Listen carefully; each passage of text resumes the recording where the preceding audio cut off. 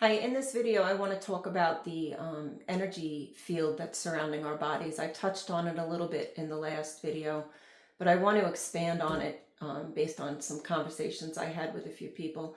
So, when you've got two people standing next to each other and two are vibrating at different frequency levels, there's an exchange of energy that takes place. So if the person, we'll call one Jack and one Jill. So if Jack is at a frequency of 500 and Jill is at 250, Jack's energy field is going to be used to bring Jill up, and vice versa. Jill's energy is going to bring Jack's down. There's a balancing out. Now, these energy fields, they can go for miles. Depending on how high of a frequency you are, you're going to spread your energy out to lift up a large group of people. You need to be maintaining this energy field, cleansing your energy field, making sure at all times that if you're starting to feel a little bit drained, that you understand the techniques to pull the energy field closer to you. The other thing you should understand is that if you are encountering a lot of people that are lower in frequency, very often those people have had a lot of traumas. They have tears in their energy field. They might have entities attached to them. Those entities are going to be attracted to your light and they're going to try to hop on. Do you know how to get rid of those attachments? Do you know how to clean off your energy field and make sure that you're not bringing anything home with you when you go home? You know, this and everything is energy, and wherever you go, there's an energy signature. I mean, you could be sitting under a tree with somebody having a fight, and then another person comes after you leave. That person's going to absorb that anger energy that you left there. We abandon energy everywhere all the time. It's very important that you keep very aware of what energy you're putting out there at all times. And energy is not just in your field. So every word that you speak is energy. Every thought is energy. This is all draining to you. Every word creates an energy cord. Every interaction with a person creates an energy cord. Do you know how to cut those cords? If you're having an intimate relationship with a person, you're creating an energy tunnel that stays for years. Through that tunnel, you're not just experiencing the trauma and drama of the person, you're experiencing a lot of whatever's in their immediate life and their household. So you really need to understand the people that are around you. Can you tell who's vibrating at a low frequency?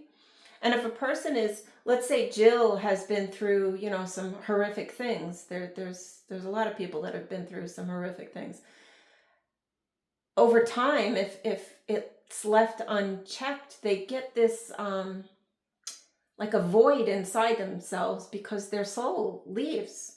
Your soul doesn't want to experience that. You jump to the lowest possible timeline with maybe a fraction of your soul left. That's why it's important to keep your energy field clear, because every time you go through a trauma and go through the process of healing yourself, because every time you go through a trauma, there's a piece of your soul that leaves. The Native Americans talk about bringing the soul fragments back. It's true. I've experienced my soul fragments coming back, and that doesn't have to be out of trauma.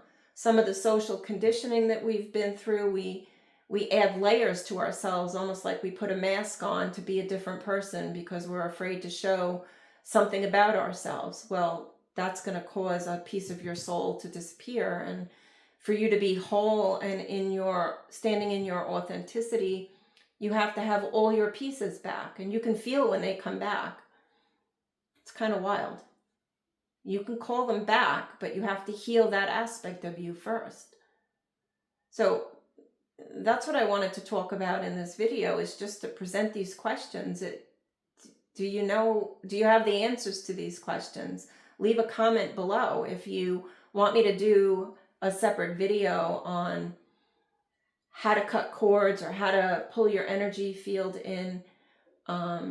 I can do that. The other thing I wanted to talk about with the black hole beings, they're going to be so desperate for love because they lack love within themselves, that anybody that shows them a little bit of compassion and empathy, they're going to be drawing that out of that person almost in a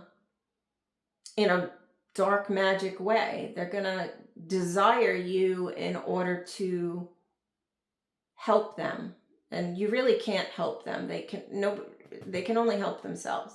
They need to go to a therapist and really dig deep on what those issues are. I don't think that they could even do shadow work, because you have to be able to face yourself during shadow work, and usually only a psychotherapist can dig deep enough where it's not going to traumatize you to heal things that have happened.